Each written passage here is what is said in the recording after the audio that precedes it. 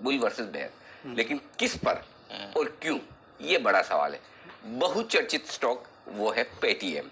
Paytm में दोनों तरह के लोग अब आ रहे हैं। कुछ लोग ऐसे हैं जो कि मानते हैं कि बस ये स्टॉक कमाल करने की तैयारी में इतना गिर जाने के बाद, और कुछ लोग ऐसे हैं जो कहते हैं कि ना, टच मी नॉट। तो पहली शुरुआत कौन करेगा? अनिल जी, बुल से शुरुआत करते हैं कि अब, क्योंकि अब स्टॉक के दिन बदलने वाले। कंपनी नहीं, स्टॉक की बात कर रहा हूं मैं, जिसके दिन बदलेंगे। कंपनी के दिन नहीं बदलेंगे तो स्टॉक के कैसे बदलेंगे? क्योंकि कंपनी के ऑलरेडी दिन बदल चुके हैं अनिल जी। ऑलरेडी अच्छा कर रही है वो तो। मैक्वेरी की रिपोर्ट के बाद स्टॉक के दिन खराब हो चुके थे, लेकिन अब फिर से जो ब्रोकिंग हाउसेज है, फॉरेन ब्रोकिंग हाउसेज, उनका कॉन्फिडेंस जो है इस कंपनी पे कहीं ना कहीं फिर से बढ़ता हुआ दिखाई दे रहा है। और देखिए, स्टॉक में गिरावट के बाद अब यहाँ पे ब्रोकरेज हाउसेज कह रही है कि खरीदारी के काफी अच्छे मौके हैं। मॉर्गन स्टैनली को आप देख लीजिए, इनिशिएट किया है कवरेज, 1875 के टारगेट दे रहे हैं, और यहाँ पे गोल्डमैन भी 1630 के आसपास के टारगेट दे रहे हैं। इनफैक्ट डॉलर का टारगेट तो करीब 2500 के आसपास का है, लेकिन विदेशी ब्रोकरेज हाउसेज अगर आप देखेंगे तो मॉर्गन स्टैनली, गोल्डमैन अब यहाँ 1600 से 1800, 1900 के आसपास के टारगेट दे रहे हैं। अगर इन्होंने जिस दिन लिस्टिंग हुई थी तब ये टारगेट दिया होता ना तो शायद तक गिरता है।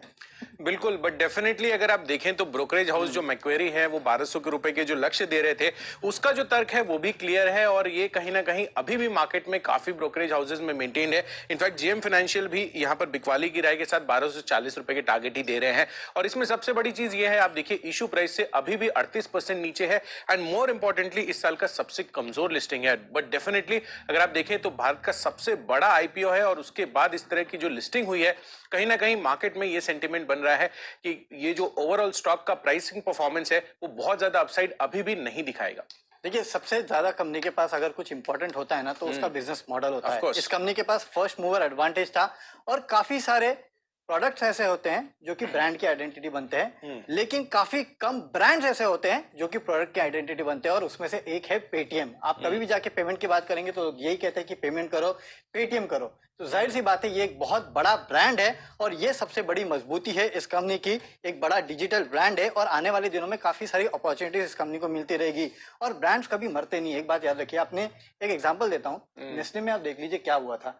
जब मैगी के इश्यूज हुए थे, नेस्ले के स्टॉक में अच्छी खासी गिरावट आई थी, लेकिन उसके बाद देखिए आज फिर से कहाँ है। और आज भी अगर आप कहीं जाते हैं, दुकान पे बोलते हैं तो यही कहते हैं ना, नूडल्स नहीं चाहिए, मैगी चाहिए। तो उसी तरह की ब्रांड पोजिशनिंग जो है वो पेटीएम की है। ये सबसे बड़ा पॉजिटिव है इस कंपनी। बिल्कुल, बट बिजनेस मॉडल पर ही मैं वरुण एक बात करना चाहूंगा, क्योंकि ये फिनटेक कंपनी है, और स्पेसिफिकली अगर आप देखें तो यहाँ पर गूगल, उसके पास भी पैसे की कमी नहीं है। जी पे आप देखिए, फोन पे जो कि वॉलमार्ट बैक्ड अप होता हुआ दिख रहा है। तो इन सब लोगों से, इन सब कंपनियों से अब जिस तरह का कैपिटल इन्फ्यूजन होता हुआ दिखेगा, तो भारत का मार्केट में जो कॉम्पिटिशन है पेमेंट सर्विसेज में, वो लगातार इंटेंसिफाई होता हुआ नजर आ रहा है। और जब भी हमने देखा है कि आप रिलायंस जियो की बात कर लीजिए, जो भी वो कॉम्पिटिशन में उतरा है, आप देखिए वोडाफोन आइडिया की क्या हालत हो गई है। तो कहीं ना कहीं जब कंपटीशन इंटेंसिफाई होता है, बाकी जो लीडिंग प्लेयर्स हैं, मे बी उनका जो मार्केट शेयर है वो काफी हद तक घटता हुआ नजर आ सकता है। तो ये कहीं ना कहीं आगे चलकर जो स्केलेबिलिटी वाला एस्पेक्ट है वो थोड़ा सा खतरे में पड़ सकता है। डेफिनेटली मार्केट शेयर बढ़ेगा, लेकिन ओवरऑल पाई अगर आप देखेंगे तो पेनिट्रेशन लेवल जो है वो अभी भी इंडिया में कम है, तो अपॉर्चुनिटीज काफी ज्यादा है।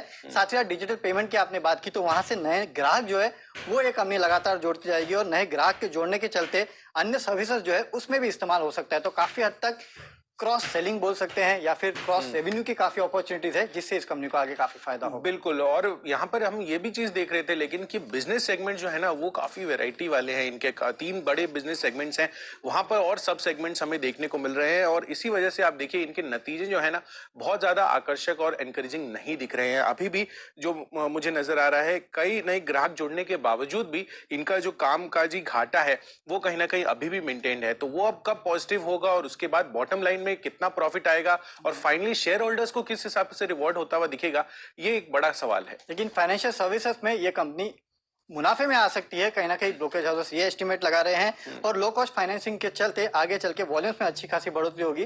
5 साल में 40% के आसपास की सीएजीआर का भरोसा है ब्रोकरेज हाउसेस को। बिल्कुल, बट डेफिनेटली ये भी चीज देखनी होगी कि किस तरह से यहाँ पर कैपिटल इन्फ्यूजन होता हुआ नजर आएगा। अगर आपने टॉप लाइन बनानी है तो कहीं ना कहीं उसके लिए जो कैपिटल रिक्वायरमेंट है वो अगर लगातार इन्फ्यूज करना पड़े, तो आगे की बिजनेस सस्टेनेबिलिटी किस तरह से रहेगी विदाउट कैपिटल, ये देखना काफी ज्यादा इंटरेस्टिंग होगा कि किस तरह से पेटीएम जो है आगे अपने बिजनेस को लेकर जाती है। लेकिन देखिए, ये केवल पेटीएम नहीं है, इसके पास काफी सारी और कंपनी भी है, काफी सारी और सर्विसेज भी है। तो एक बुके ऑफ सर्विसेज है जिसमें आप इन्वेस्ट कर रहे हैं। केवल एक पेमेंट बैंक। यही तो प्रॉब्लम है क्योंकि काफी सारी सर्विसेज है, तो कहां पर फोकस है, किस तरह का डायरेक्शन है पेटीएम का, ये देखना हमारे लिए बहुत ज्यादा इंपॉर्टेंट हो जाता है एज एन इन्वेस्टर। ओके, तो दोनों ही पेटीएम के लिए तेजी और मंदी की तरफ मजबूत तर्क आपके लिए आते हुए दिख रहे हैं।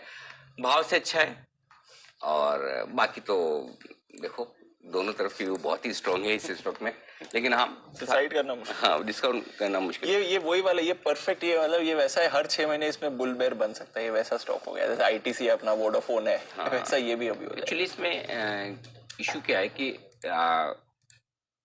1300 रुपए के आसपास कभी बुरा नहीं है जी, लेकिन प्रॉब्लम एक ही है, जब भी बाजार गिरेगा तो ये गिरने में आगे रहेगा। Yes sir, definitely. और एक बार जब स्टॉक खराब लिस्ट और उसकी चाल खराब हो जाए तो फिर उस स्टॉक के लिए अच्छा होना बहुत मुश्किल काम है। बिल्कुल। तो ये प्रॉब्लम अब पेटीएम जिंदगी भर सहन करेगा।